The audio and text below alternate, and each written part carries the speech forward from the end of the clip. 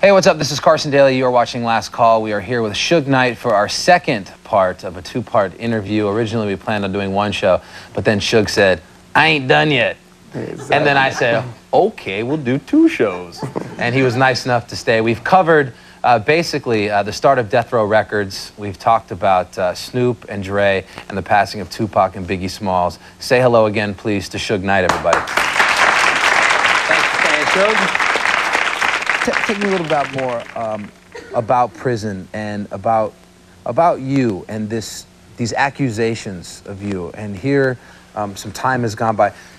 And I met you today, we talked, right. And you seem like a great guy here. But certainly, there's something in your life that you regret. What are you guilty of that you regret doing? It's not what I regret, because you learn for anything you do, regardless if it's great, it's good, or bad. But I'm guilty of being human, because I'm mortal, I'm not immortal. So just as long as I'm here, and just like you here, we're gonna make mistakes, we're gonna do things not correct. I can't save the world, you can't save the world. God created us. Right.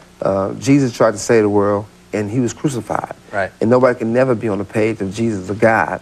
So the only thing we can try to do is play our position. But you don't feel that at any point you ever took it too far? Did you ever go overboard on some situations? I think everybody have an ugly side. Right. Tell me about your ugly side. What is Suge Knight's ugly side? Well, it's a guy named Kenny who I just signed. He said, and Nina, they doing a song called Blackout. I guess you black out when it's the ugly side. But I think... But there had to be some night, honestly, some time, some conversation, and it could have been in the last 10 years, that now you've done your time, and you're out, and you're running your business, and you're a good businessman, that you regret what you did, and you have learned from that, and you know you're not going to do those things again. I think there's a whole bunch of things I learned from, and not going to do those things again. Only thing I can say is a part of growing up. Right. It's being a boy. Being all boy, being all man, you're going to do those type of things. Right. But you're a man. You're a big man. Well, you know. What size pants are you? Well, you know, my waist is sort of nice, you know, after doing 5 years. So, you know, I'm pretty cool down there. But how much has your sheer size been a part of intimidation, which has come in to your role in business? If you were 5'6", 160 pounds, what would the impression of Suge Knight be? If I was 5'6", 160 pounds, I'll be bigger than Bill Gates, because people will say I'm a genius. And since I'm, you know, 6'3", 300, maybe 15, 20 pounds, people say it's an intimidation factor. What you got to realize about competition. Competition is this.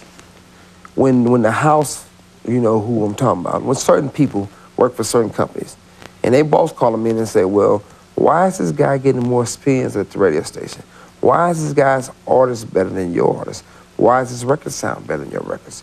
They're not going to go in and say, okay, boss, he's working harder than me, or he's smarter than me, so they got to blame something. So they look and say, well, he's intimidating everybody. Just because of your sheer size? Because of my sheer size.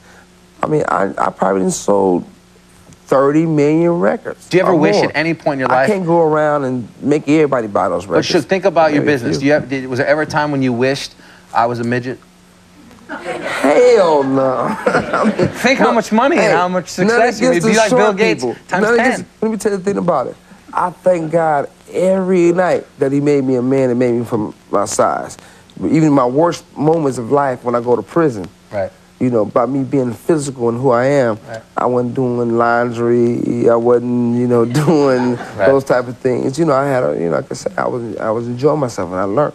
But answer me this real quick. When Death Row was at its top with Dre and Tupac and Snoop, it was everything. Some time has gone by. You've served your time.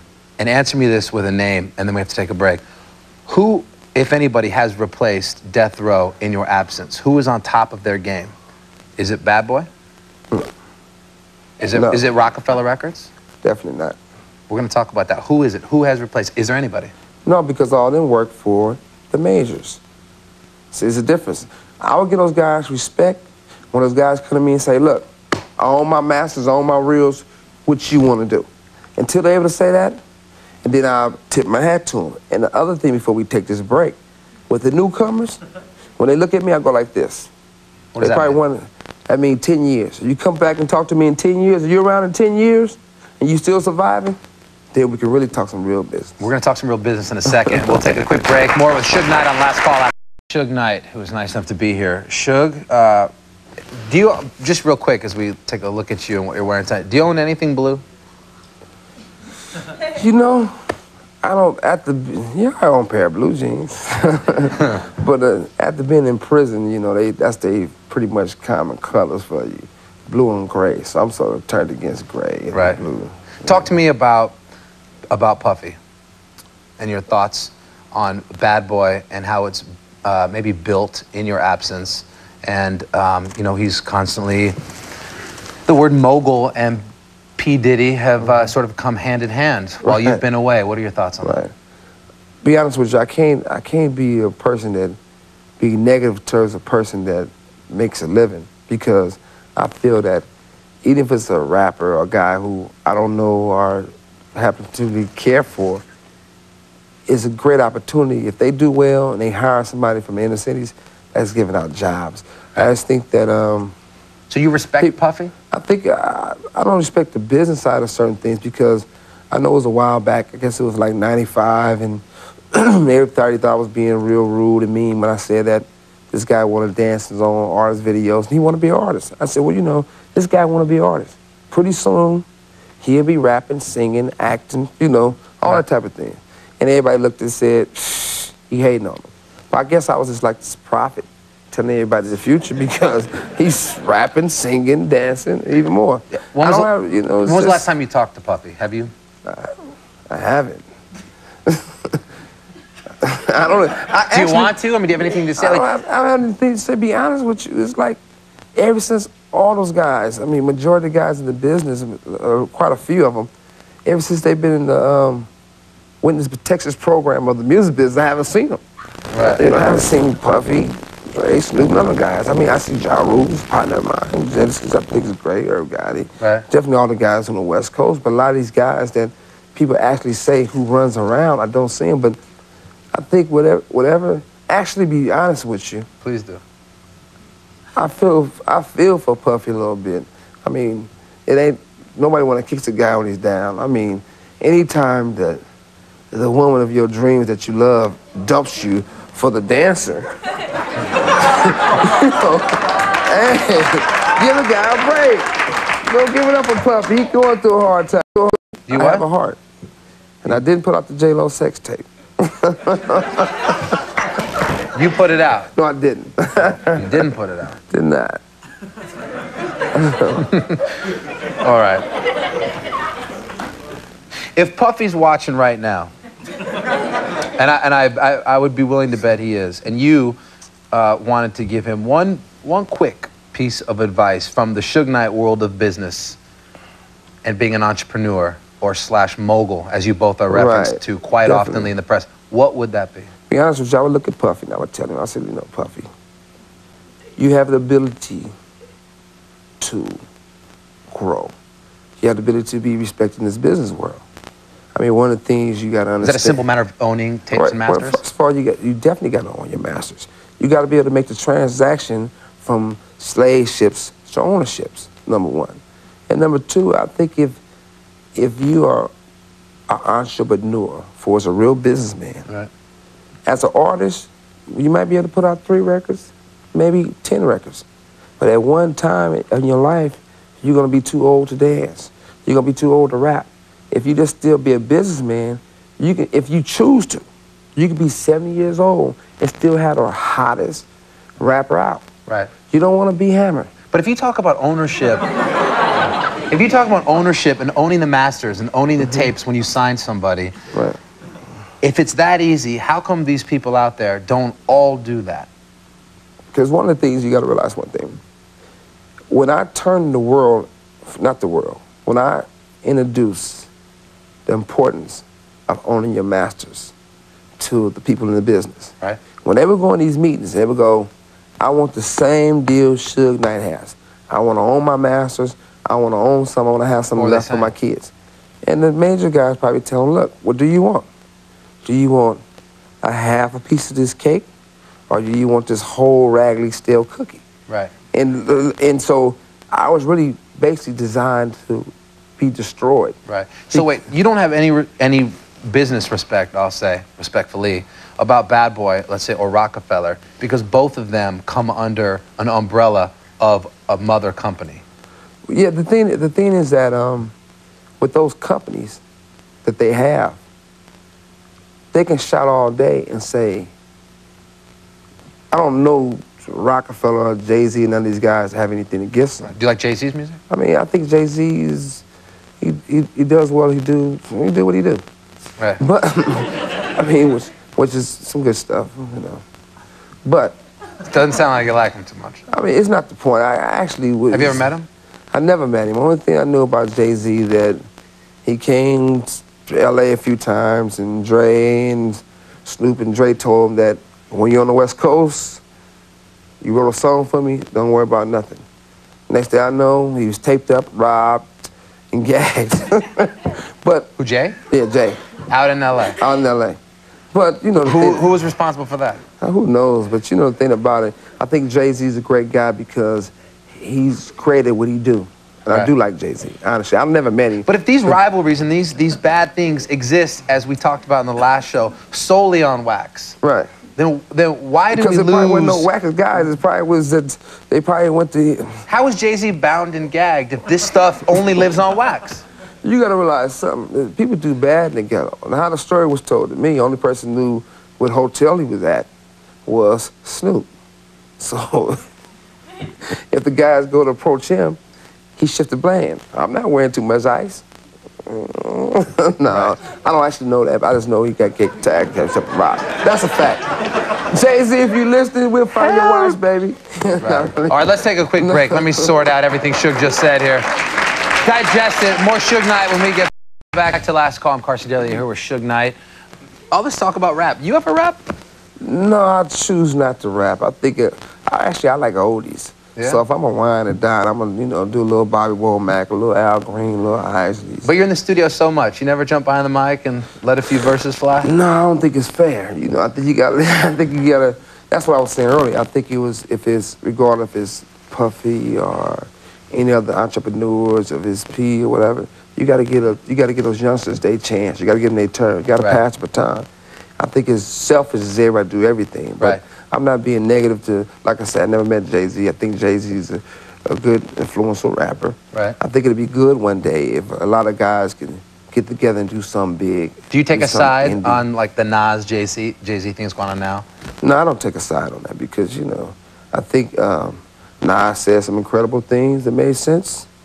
Jay-Z hit him with a load of belt a little bit. Right. But I think nobody do diss records like we do diss records, so we're going to back away from that. I can argue with it, Suge. We as consumers read so much about this East Coast, West Coast rivalry, which you've said, whether it was in this show or the last one, that they exist more on wax than the reality of people might be so scared of.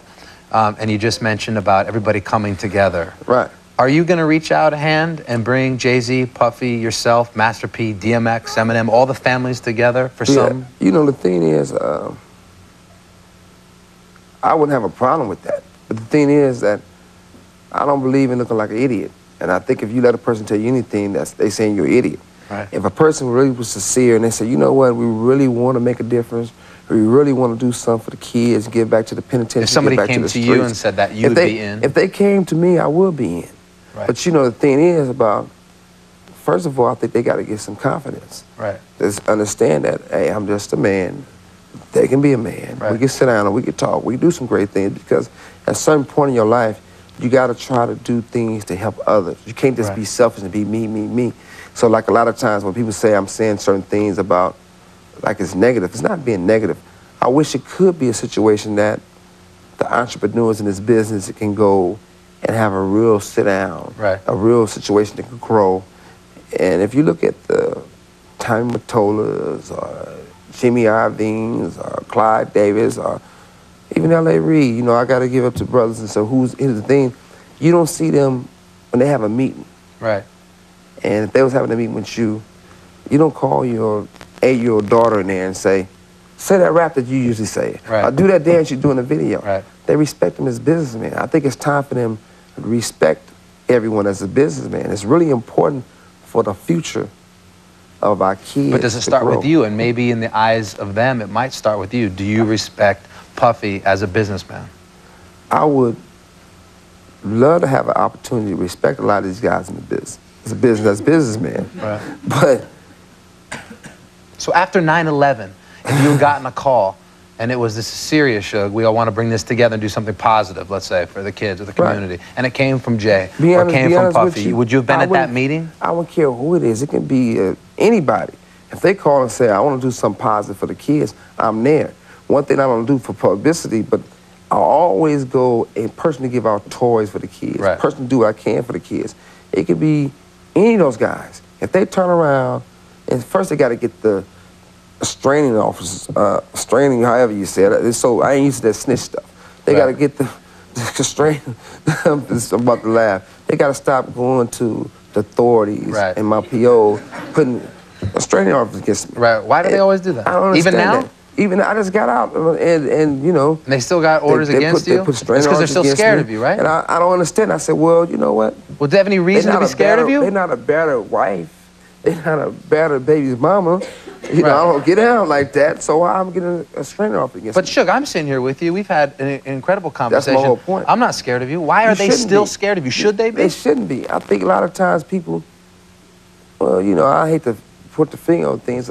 Certain things you do might make you a little paranoid. Right. Are you paranoid? Just say no, never. You see me, you don't see me in New York with 50, 100 guys. I got you know, we go out, I'm here, I have a good time, I'm coming to the show. Do you still today, after everything we've talked about, do you still get nervous that somebody wants to kill you? I never had got nervous. One of the things you got to realize one thing. One, if you have God in your life, you know your enemies, and you know yourself, what you got to worry about. But I don't have no enemies no more.